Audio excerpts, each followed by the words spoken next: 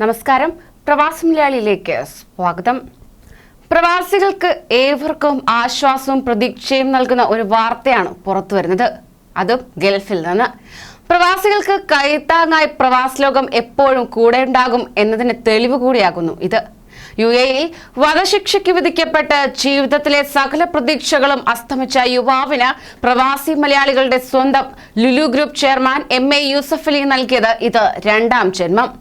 വർഷങ്ങൾക്ക് മുമ്പ് അബുദാബി മുസഫയിൽ വെച്ച് താൻ ഓടിച്ചിരുന്ന വാഹനം തട്ടി സുഡാൻ ബാലൻ മരിച്ചതുമായി ബന്ധപ്പെട്ട കേസിലായിരുന്നു തൃശൂർ പുത്തൻചിറ ചെറവട്ട ബെക്സ് കൃഷ്ണന്റെ വധശിക്ഷ യൂസഫലിയുടെ ഇടപെടലിൽ ഒഴിവായിരിക്കുന്നത്. അപകടത്തിൽ മരിച്ച കുട്ടിയുടെ കുടുംബവുമായി യൂസഫലി നിരന്തരം നടത്തിയ ചർച്ചകളുടെയും ദയാദാനമായി 5 ലക്ഷം ദിർഹം, അതായത് 1 കോടി രൂപ നൽകിയതിന്റെയും അടിസ്ഥാനത്തിലാണ് ശിക്ഷ റദ്ദു ചെയ്യാൻ കോടതി വഴി സാധ്യമായത്. 2012 സെപ്റ്റംബർ 7-നായിരുന്നു അബുദാബിയിൽ സ്വകാര്യ കമ്പനിയിൽ ജോലി ചെയ്തിരുന്ന ബെക്സിനെ ജീവിതം മാറ്റിമറിച്ച സംഭവം അരങ്ങേറിയത്. ജോലി സംബന്ധമായി മുസഫയിലേക്ക് പോകവെ സംഭവിച്ച കാർ അപകടത്തിൽ സുഡാൻ പൗരനായ കുട്ടി മരണപ്പെടുകയുണ്ടായി. കുട്ടിയുടെ രക്ഷിതാക്കൾ നൽകിയ പരാതിയിൽ നരഹത്യക്ക് കേസെടുത്ത അബുദാബി പോലീസ് ബെക്സ് കൃഷ്ണനെതിരായി കുറ്റപത്രം സമർപ്പിക്കുകയും ചെയ്തു.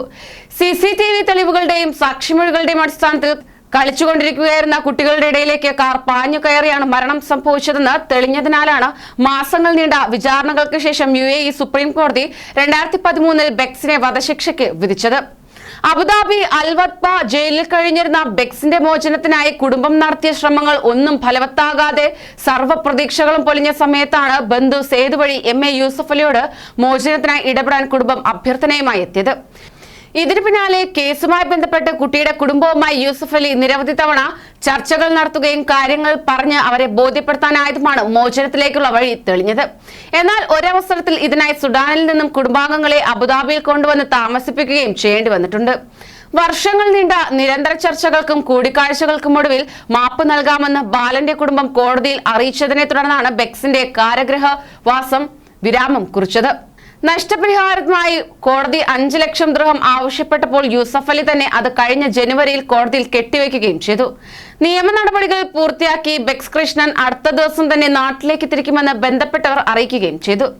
അതേസമയം നാട്ടിലേക്ക് പോകാനായുള്ള ഔട്ട് പാസുമായി ബന്ധപ്പെട്ട കാര്യങ്ങൾക്കായി അൽവത്ഫ ജയിലിൽ തന്നെ കാണാനെത്തിയ ഇന്ത്യൻ എംബസി ഉദ്യോഗസ്ഥരെ കണ്ട് ബെക്സ് വിഗ്നി പൊട്ടുകയായിരുന്നു.